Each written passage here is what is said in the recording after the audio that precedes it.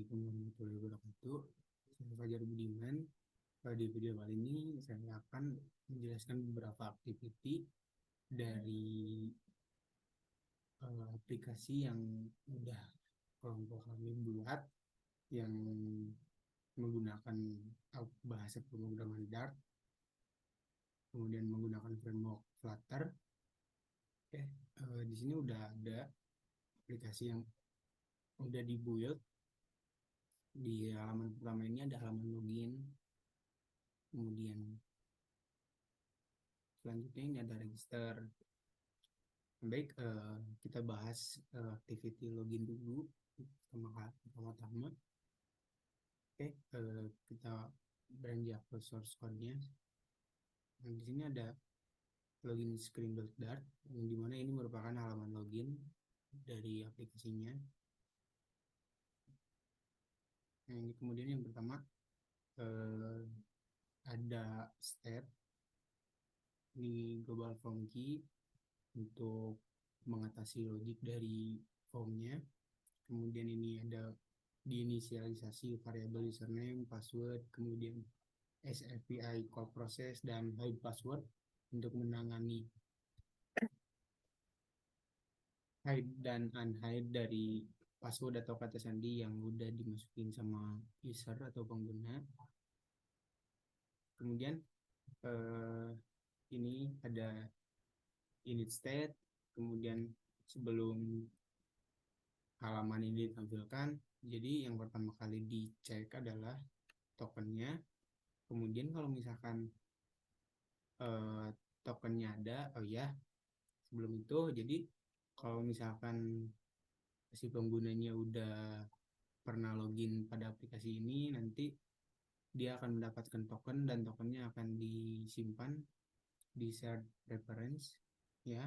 Nanti mungkin pas ketika kita coba login, nah kalau misalkan dia udah pernah login, nanti di get tokennya, kan di get tokennya ambil dari shared reference, nama key-nya itu access token.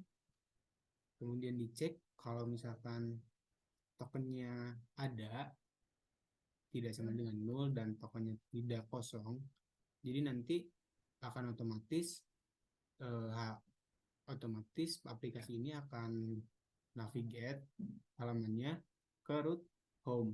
Nah, jadi kalau misalkan si usernya udah pernah login, dia nggak perlu login lagi, jadi langsung di navigate ke home. Itu kira-kira. Kemudian di halaman login ini kita nge-override UI dari loginnya sendiri. Di sini ini merupakan UI dari halaman loginnya. Kemudian ada yang pertama yang merupakan parent dari seluruhnya, yaitu form. Kemudian di dalam form ada center dan lain sebagainya untuk supaya komponen-komponennya berada di tengah. Dan kemudian ini ada alignment buat menampilkan aset untuk dekorasi dari halaman login ini. Kemudian di sini juga ada form helper buat username. Kalau misalkan misalkan si text input dari username ini kosong, maka akan menampilkan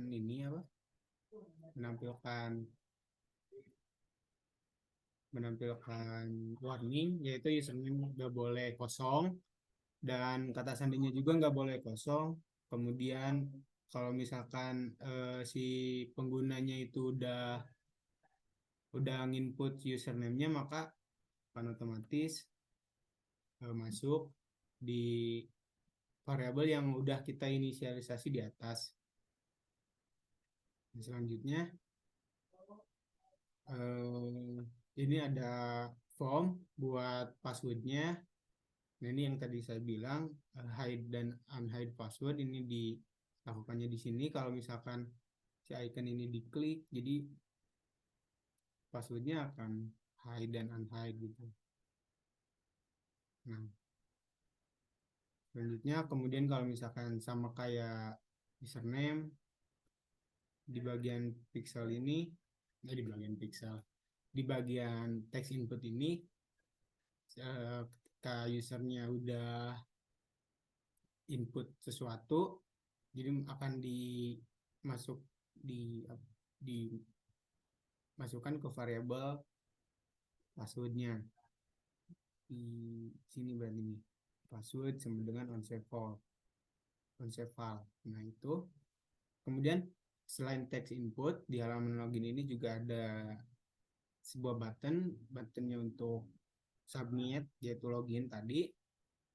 Jadi nanti setelah pengguna itu masukkan kata sandi yang benar dan password yang benar, kemudian nanti akan divalidasi dulu terlebih dahulu sebelumnya, validasi untuk menentukan kosong atau enggaknya.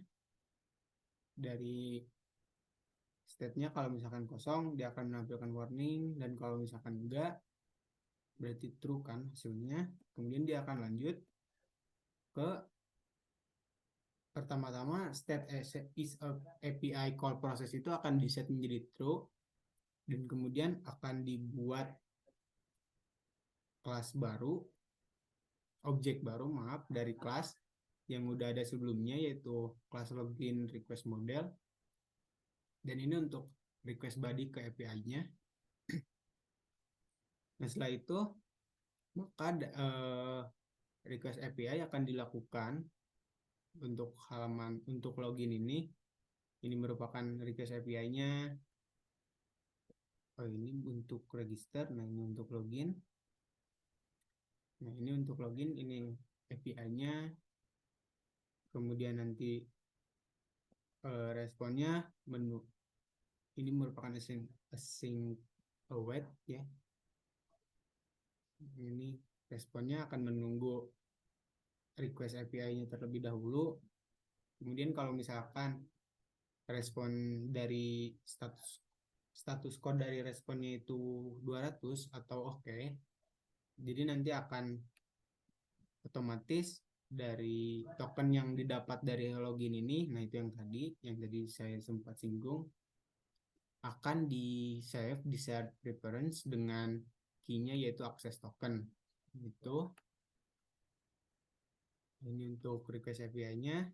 Kemudian nanti akan mengembalikan nilai true. Kemudian setelah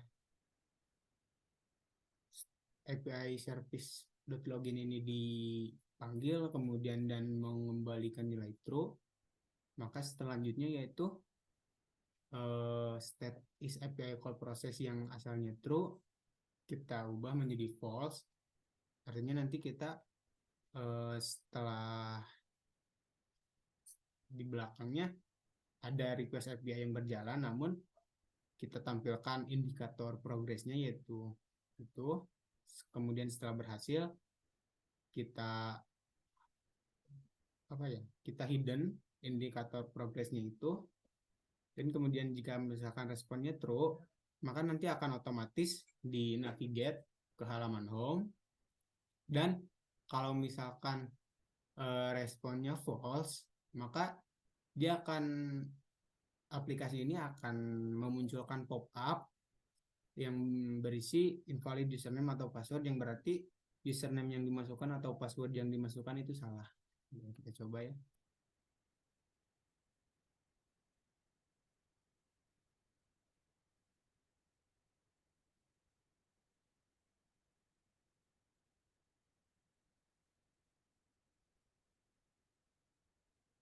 Oke, kita coba salahkan dulu passwordnya. Nah, maka akan muncul pop-up seperti ini yang menandakan, yang memberitahukan bahwa username atau passwordnya salah. Nah, kemudian coba benar. Ini langsung akan ke navigate ke halaman home, itu halaman note screen. Oke, mungkin segitu dulu yang perlu saya sampaikan. Sebelumnya mohon maaf. Terima kasih. Wassalamualaikum warahmatullahi wabarakatuh.